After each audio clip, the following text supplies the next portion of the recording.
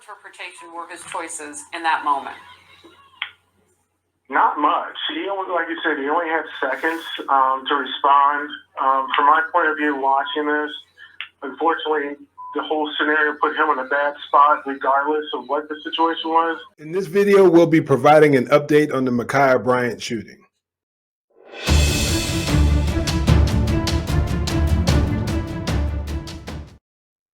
What's going on, y'all? Eric Mulger here with Code Red Conversations. Before we jump into the video, make sure you hit that like and subscribe button and that notification bell so you never miss out on any of my newer content. And also, before you roll out, make sure you check out CodeRedConversations.com, our new website. It is up and running. Make sure you hit up the shop while you're there and buy some of our new gear so you can support our mission. Let's jump into the video. Now, there's been so much misinformation that has been spread and shared about this unfortunate shooting. You have family members, you have critics saying that the knife was on the ground, even though the video clearly shows that that wasn't the case. You have news outlets reporting that she was just holding a knife when it was clear that she was swinging and attempting to slash and stab those girls, those other black girls. You have people out there who are just denying the facts and just trying to gain social credit. I heard someone use the term earlier today, social journalist, social justice journalists. And I thought that was so spot on. It is so rare today, and it's very unfortunate. It is so rare today where you have any journalist, any news outlet who's willing to give you all of the information. I hope that my audience, that you folks out there are a little more careful as you sift through the news and as you try to determine what's true and what isn't. So today I just wanted to provide a few updates in the midst of all the nonsense that's out there.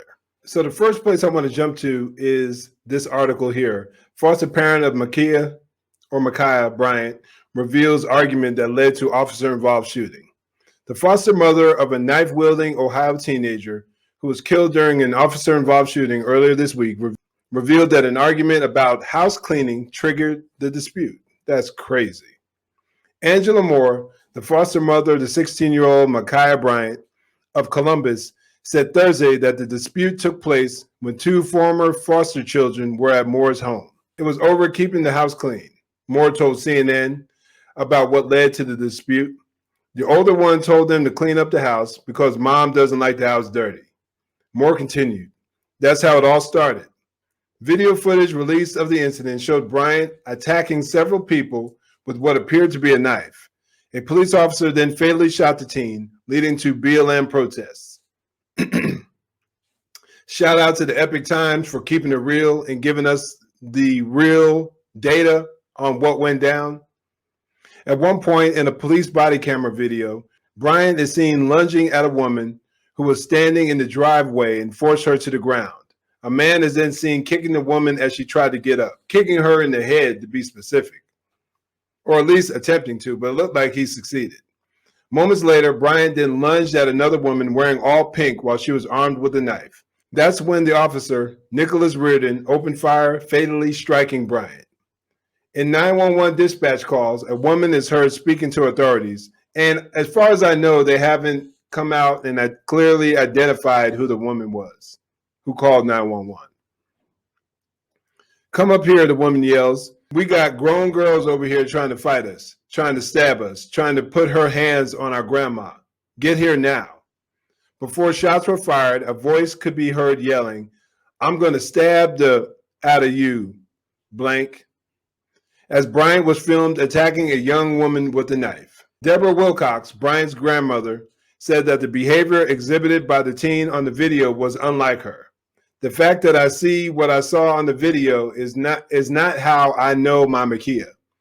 Wilcox told the Associated Press earlier this week, "I didn't know what happened there unless she was fearful for her life." Meanwhile, a neighbor of the teen released his own camera footage of the incident, saying he believed officers involved in the incident had no other choice but to shoot. "They were calling either the other the B word, so I figured it was just a girl fight," Donovan Brinson told the Columbus Dispatch on Thursday before the situation escalated. And from here, I'm going to share you the video camera footage from a different perspective. Hey, get down. That was police body cam video of the moments before a Columbus, Ohio police officer shot and killed 16-year-old Ma'Khia Bryant. She appears to be attacking two other girls with a knife. And now her neighbor is sharing this dramatic footage of that exact same moment from his standpoint, the garage across the street. Watch.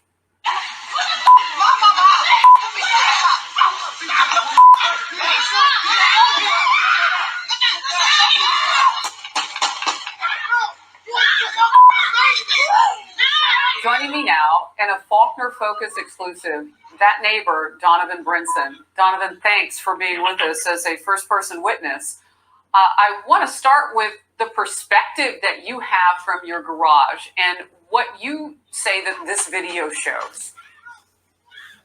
Well, I didn't witness it directly myself first. I didn't witness it until after I viewed the video on my garage. My house is across the street, catty-cornered from the house where the incident actually happened.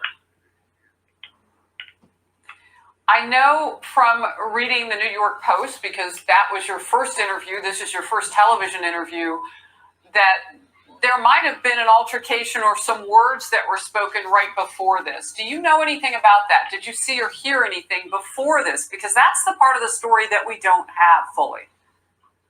Well, so me and my wife were coming home from having a late lunch, and there was a young lady in pink and then another young lady out front exchanging words. We didn't think too much about it, but they were very, very loud. You could tell they were upset about something. Didn't take note of what they were arguing about, so I had no idea.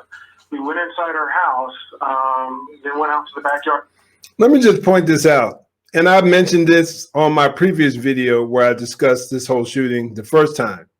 But you see old girl's got her hand reared back with a knife, with a large kitchen knife, regardless of what took place prior. When the officer arrived on scene, this officer, he doesn't know every detail of this confrontation.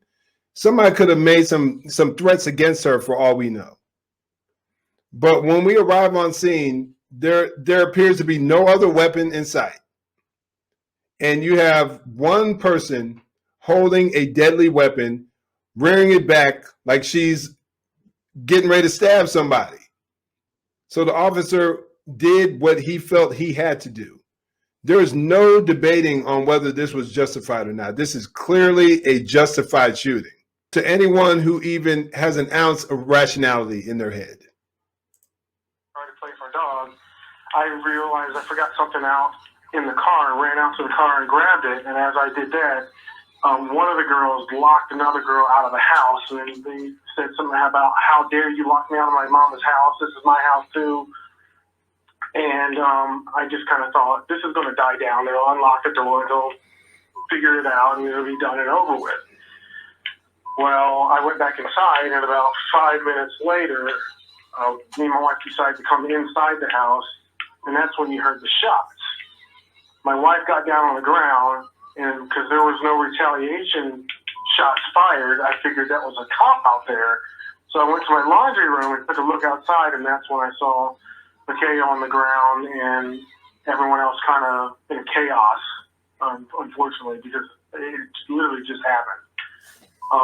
And I didn't think anything about my garage footage until after more officers arrived and taped off the scene and was trying to do, resuscitate her. And then I thought, oh my gosh, I've got this on film. Now I'm hoping more footage is released, more body cam footage from the officers. Even though I know this is being investigated from an outside agency, I'm hoping as time goes on, and I'm sure it will, but I'm hoping sooner rather than later, more information will be released. Let me go check my computer. So I told an officer on scene, I think I have this on film. He asked me to go check, which I did. And sure enough, I went ahead and downloaded it and burned it to a DVD for the cops on scene. What in your interpretation, and again, this is just from your vantage point, you have part of the story we didn't have before, and that was some of the lead up to this, what you and your wife had heard and had witnessed on your own was an altercation. You thought it would die down. It did not. You're watching that police officer. We've had a lot of people guess at what might have been his choices. 9 seconds he had to deal with a volatile situation. Good point. Good point she brought up. 9 seconds. I said that previously. He had less than 10 seconds to decide what to do. Either you sit back and you try to de-escalate this situation. How in the world are you going to do that when you have someone under a physical threat of being severely injured or killed, possibly? How are you going to de-escalate a situation like that? It's just insane, the level of stupidity. And I'm sorry, and I know that may be offensive to some people out there, but I can't call it any other way. You see a situation developing, you see something ugly developing so quickly, and you have 10 seconds. You have two violent situations going on. A man kicking a girl in the head. Ma'Khia tries to stab one girl, then she turns around and she tries to stab another one. What, in your interpretation, were his choices in that moment? Not much. He only, like you said, he only had seconds to respond. From my point of view, watching this, unfortunately, the whole scenario put him in a bad spot, regardless of what the situation was. He could have either not fired, and the young lady in pink could have got stabbed in the neck and been brutally or fatally injured, and then responded and shot, and that would have been two young ladies possibly dead. He nails it. He nails it right on the head. That's exactly the risk. And then what people say, oh, the officers don't care. They don't care about Black lives. He saw she had a knife in her hand. He should have stopped her beforehand. Stupidity, just utter stupidity. Now, I want to share one last video with y'all. And this is from the girl in pink. And this is her talking to another officer.